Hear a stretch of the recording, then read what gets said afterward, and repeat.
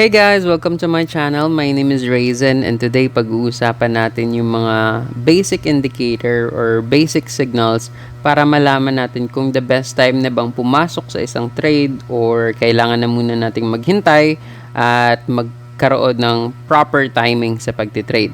So if you're interested to know more about that, please do keep on watching.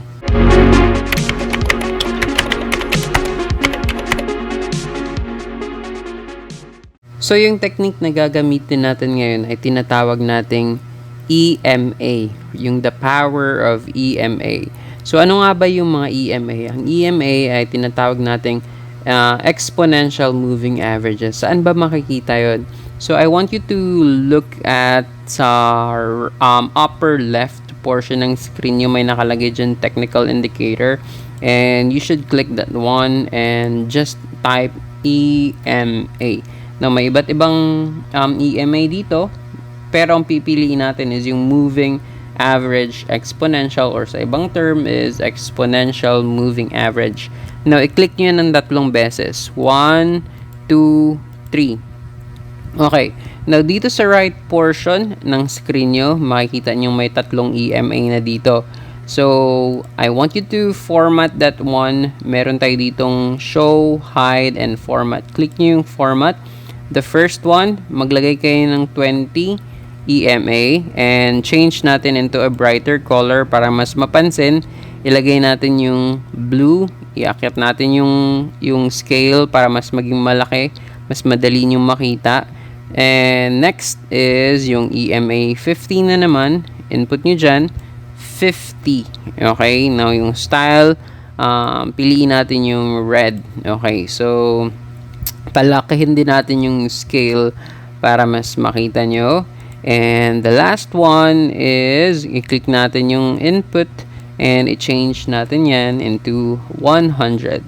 Okay, so palakihin din natin. Nakalimutan kong palakihin.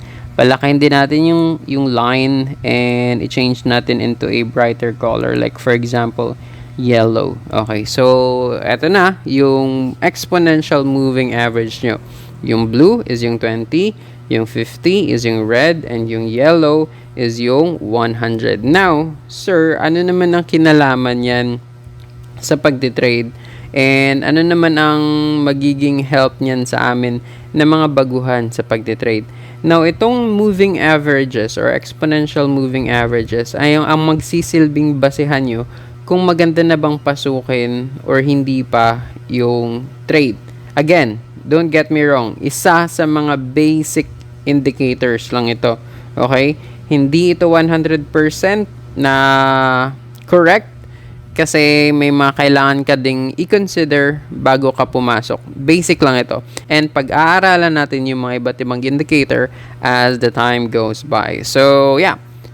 Anong napapansin nyo dito? Mas mataas ang blue, mas mataas ang blue kaysa sa red. Tapos, mas mataas yung red kaysa sa yellow. Ibig sabihin nito, kapag ganito yung position na mas mataas yung 20 sa 50 at sa 100, ang tinatawag niyan is bullish market pa siya. Kumbaga, yung time frame na ito ay paakyat pa siya. When we say bullish, paakyat pa. Pataas ng pataas yung prices. Okay. Now, move natin sa mga areas na to. Okay, eto naman. Kapag mas mababa na yung blue kesa sa red at sa yellow, ibig sabihin nito, eto naman yung bearish trend or bearish market na siya. Kumbaga, pag sinabi nating bearish market, pababa na yung market. Pababa na yung prices. Okay, so yan yung kahalagan nito. Yung technical indicator na moving averages ang magsisilbing guide nyo para malaman nyo and ma-confirm nyo na itong market na to ay pababa na at itong market na ito ay malapit ng tumaas ulit. Okay, now kung pagmamasdan nyo lang yung 1 day time frame, medyo mahirap sabihin, 'di ba? Kasi kung napapansin nyo, pataas pa rin ang pataas itong nandito. Hindi ibig sabihin na pataas pa rin yung market. Anytime pwede mo na siyang pasukin. Kailangan mo rin siyang i-timing kumbaga kung saan ka dapat pumasok sa market na yun. Ang gagawin mo is titingnan mo yung mga lower time frame. Check mo yung 5 minute. Subukan natin i-check yung 5 minute. Okay. So, ito yung current time frame ni Bitcoin, and kung mapapansin nyo, nasa taas pa siya. Okay, ibig sabihin pataas ng pataas pa yung trend. So, ibig sabihin maganda pang i-trade si Bitcoin sa ngayon kasi mas mataas pa yung blue sa red and sa yellow. Now, kung pagbabasihan nyo naman yung iba't ibang parts dito, like for example dito, at this area, kung mapapansin nyo dito, lagyan natin ng box. At this area, slowly bumabagsak na yung blue sa red. Ibig sabihin dito, magkakaroon na ng shift ng market trend. Okay?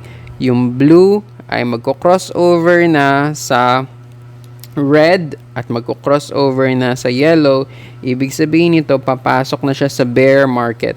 Okay, kung ito pa lang yung meron ka at napansin mong si blue ay malapit nang mag-crossover kay red, ibig sabihin niyan, need mo nang ibenta yung mga properties or yung mga coins na meron ka. Kung nakabili ka man mula dito sa baba, need mo nang ibenta kasi ibig sabihin nun, start na ng pagbaba ng coin na yun. So, ayan, bumaba. At kung mapapansin nyo dito, maganda na ba siyang pasukin? Well, okay na, maganda na siyang pasukin kasi nagkakaroon na ng shift. Ibig sabihin yan, unti-unti nang na-change yung market. Pero if I were you, maghintay kayo ng proper timing kung kailan. Kasi tingnan nyo, kung binili nyo yan dito, kasi akala nyo pataas na siya pero hindi pa pala, bumabagsak pa pala ng bumabagsak. See? Bumabagsak pa ng bumabagsak dito. So, ang the best way for you para bumili is kapag nag-crossover na ulit yung blue, tingnan nyo. Kung binili nyo yun sa part na ito, na huli kayo sa tinatawag nilang bull trap.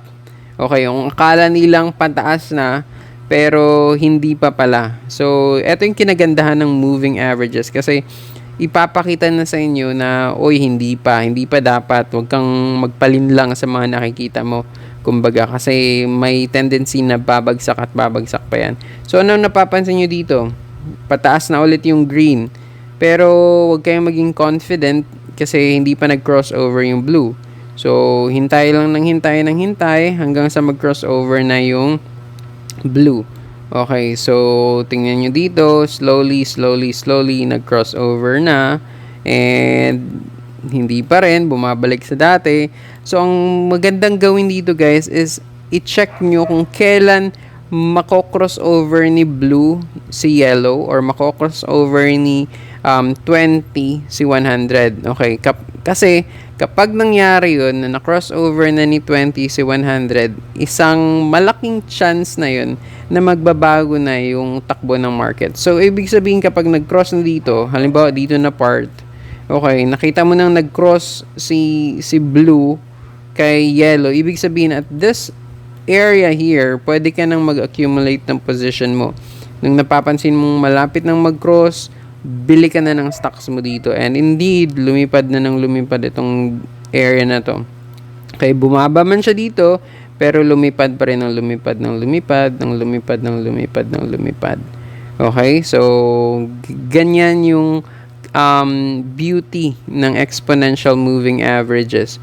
Kasi siya yung magdidikta sa'yo kung dapat ka na bang bumili or hindi pa. And kung napapansin nyo dito, akala nyo dito, pababa na siya, pero hindi pa naman nag-cross yung blue kay red. So, be patient muna, hintayin na muna ng hintay, and tingnan nyo na muna kung hanggang saan siya papunta. So, ayun, tingnan nyo, kung bumili kayo dito, hindi na-confirm yung pataas pa si market. And ngayon, anong napapansin nyo dito sa current price ni Bitcoin? Okay, sa 5-minute time frame, bumabagsak na konti yung tawag nito, yung price niya. So, pagmasdan nyo, kapag nag-cross na yung blue dito, nag-cross na siya ulit sa red, ibig sabihin, at this area here, dito sa area na to, pagmasdan niyo siyang mabuti kapag nag-crossover na siya dito, ibig sabihin, need mo nang ibenta kung nagkaroon ka man ng position sa part na to. Okay? So, yan yung tinatawag nating exponential moving averages. Or, tinatawag din nila itong alignment of the stars. So, ito yung magiging alignment of the stars na kailangan yung bantayan kapag gusto nyo siyang pasukin. Especially for those who are trading sa spot. Okay? So, sa spot trading. Yung spot trading kasi is one way of trading lang yun. Yung buy low and sell high.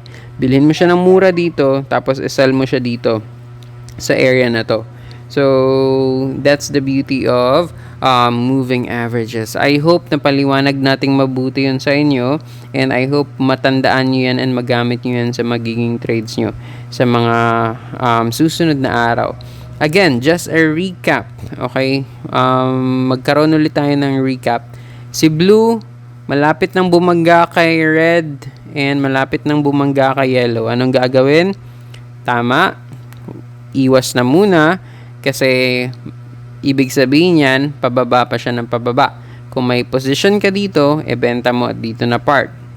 Okay. Now, dito naman, nung bumababa na siya ng bumababa, at this area, confirmation na ba nabilhin na siya? At this area, confirmation na ba nabilhin na siya? Hindi pa kasi hindi pa nag-crossover si Blue kay Yellow. So, maghintay ka ng proper alignment of the stars. Ayan, sa area na to, nag-crossover na. So, that's the best time for you to buy kasi ibig sabihin yan, magiging uptrend na naman siya. Ayan. So, hopefully, may natutunan kayo sa EMA, the power of exponential moving averages. So, kailangan nyo pag-aralan yung mga linyang ito kasi yung mga linyang ito magsisilbing gabay nyo kung best time na bang pumasok or best time na bang munang maghintay or hayaan nyo na muna at mag-observe na muna sa magiging takbo ng market. So, mapapansin nyo medyo bumababa na si